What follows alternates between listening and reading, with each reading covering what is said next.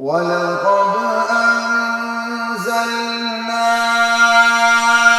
إِلَيْكَ آيَاتٍ بَيِّنَاتٍ۔ تو آپ سے یہی بات ہو رہی تھی، اس جملے کے ذریعے حق و باطل میں اتحاد پیدا کرنے کی کوشش کی جاتی ہے، اس کے نتیجے میں حق کی شناخت کا مسئلہ ابھر کے سامنے آ جاتا ہے، اور تیسری بات، اس سے نسل نو کی شعوری تربیت کا مسئلہ جنم لیتا ہے۔ ہماری نسل ہے جو آ رہی ہے، ہم نے اس کی شعوری تربیت کرنی ہے، ہم نے اس سے ایک راسخ العقیدہ مسلمان بنانے کی کوشش کرنی ہے۔ لیکن جب آپ اپنے مسلک کو چھوڑو نہ، کسی کے مسلک کو چھیڑو نہ، کو سامنے لا کر حق و باطل میں جب اتحاد پیدا کرنے کی کوشش کرتے ہیں تو وہاں نسل نو کی شعوری تربیت کا مسئلہ جنم لیتا ہے۔ نسل نو بے شعور ہو جاتی ہے، وہ حق و باطل کے درمیان تمیز ان کے نزدیک ختم ہو کے رہ جاتی ہے، وہ بے شعور ہو جاتے ہیں، بلکہ شعوری طور پر پھر وہ باطل کو قبول کرنے لگتے ہیں، کیونکہ باطل اور حق کے ملاپ کی وجہ سے حق اپنی شناخت کو کھو دیتا ہے۔ یہاں تو ایک نہیں کئی مسائل جنم لیتے ہیں۔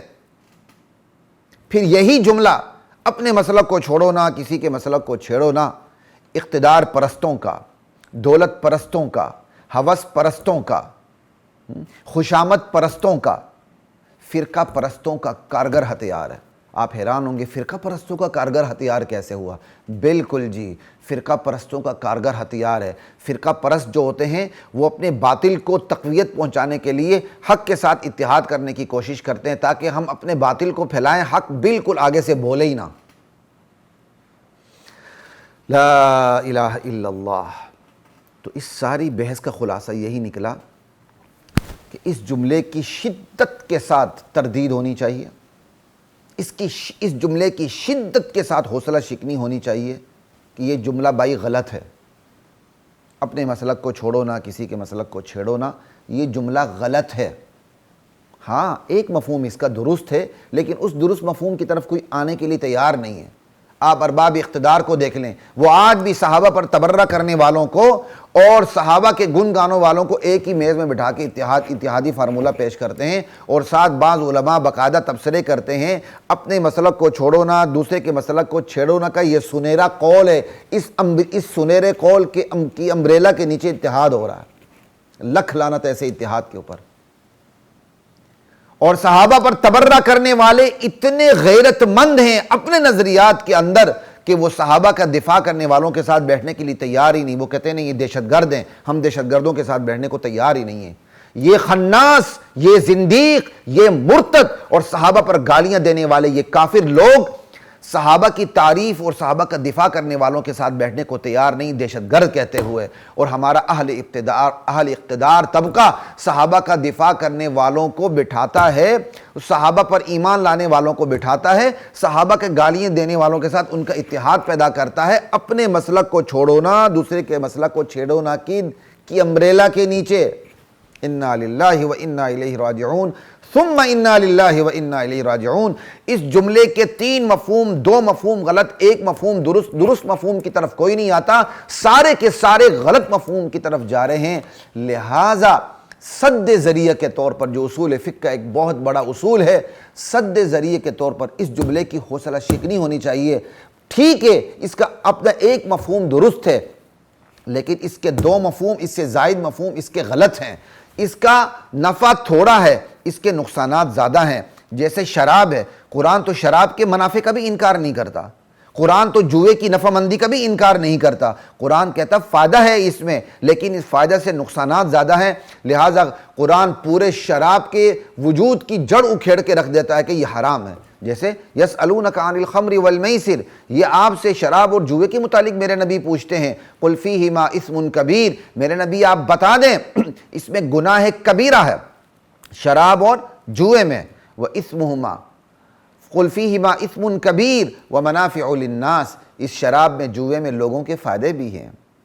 قرآن تو شراب کے فائدوں کا بھی انکار نہیں کرتا بھائی، جوئے کے فائدوں کا بھی انکار نہیں کرتا، لیکن فیصلہ کن بات قرآن کیا کرتا ہے، وَإِثْمُهُمَا أَكْبَرُ مِن نَفْعِهِمَا، شراب اور جوئے میں فائدے بھی ہیں، لیکن شراب اور جوئے کے فائدوں سے جو اس کے نقصانات ہیں وہ زیادہ ہیں۔ وَإِثْمُهُمَا أَكْبَرُ مِن نَفْعِهِمَا، اس کا گناہ زیادہ ہے، اس کے نقصانات زیادہ ہے اس کے نفع سے۔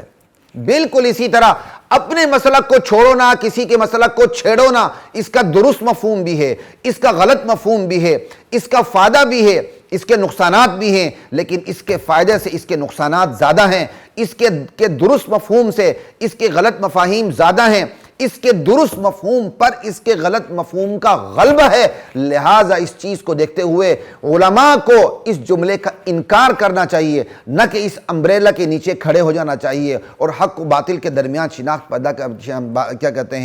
اتحاد پیدا کرنے کی کوشش کرنی چاہیے۔ ایسا بالکل نہیں کرنا چاہیے۔ اور یہ جملہ افسوس کی بات ہے، حضرت تھانوی رحمۃ اللہ علیہ، مولانا اشرف علی تھانوی رحمۃ اللہ علیہ سے منسوب کیا جاتا ہے۔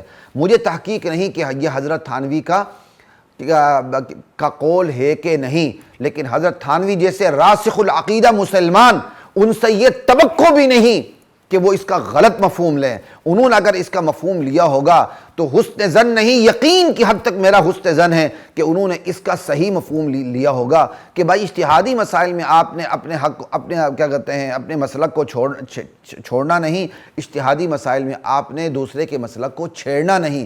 جہاں حق و باطل کا مسئلہ پیدا ہو جائے، حضرت تھانوی سے یہ امید بھی نہیں کہ تھانوی یہ کہیں کہ حق کو چھوڑو نہیں تو باطل کو چھیڑو نہیں۔ حضرت تھانوی سے یہ امید نہیں ہو سکتی۔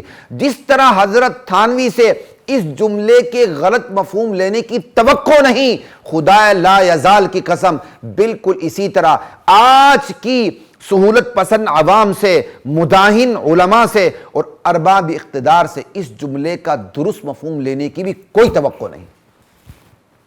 جس طرح حضرت تھانوی سے غلط مفہوم لینے کی توقع نہیں، اس طرح آج کے مداہن علماء سے اس کا درست مفہوم لینے کی کوئی توقع نہیں۔ لہٰذا کم از کم سد ذریعے کے طور پر، میں تو سد ذریعے سمجھتا بھی نہیں ہوں، سد ذریعے کی اگر کسی کو سمجھنا ہے تو پرواہ نہ کریں۔ میرے بعض ساتھی کہہ دیتے ہیں کہ آپ کئی دفعہ مشکل الفاظ استعمال کرتے ہیں، اصل میں وہ ایک فارمولہ سامنے آتا ہے، چونکہ اہل علم بھی ان دروس کو سن رہے ہوتے ہیں تو چھوٹی سی بات فارمولے کے طور پر بھی بیان کی جاتی ہے تو بہت اس کے اثرات بہت آگے بڑھ جاتے ہیں اور اہل علم کے لیے مسئلے کو سمجھنا اور آسان ہو جاتا ہے۔ میں تو سد ذریعہ نہیں، براہ راست کہتا ہوں کہ یہ مفہوم غلط ہے بس، کیونکہ اس کا درست مفہوم پر اس کا غلط مفہوم کا غلبہ ہے۔ لیکن کم از کم سد ذریعے کے طور پر بھی کہ بھائی اس کا غلط استعمال ہو رہا ہے، اس وجہ سے اس جملے کی حوصلہ شکنی ہونی چاہیے۔ لا الہ الا اللہ۔ تو اپنے مسلک کو چھوڑو نہ، کسی کے مسلک کو چھیڑو نہ، اس کی میں نے آپ کو بالکل وضاحت کر دی، اور اپنا شعوری ایمان بنائیں۔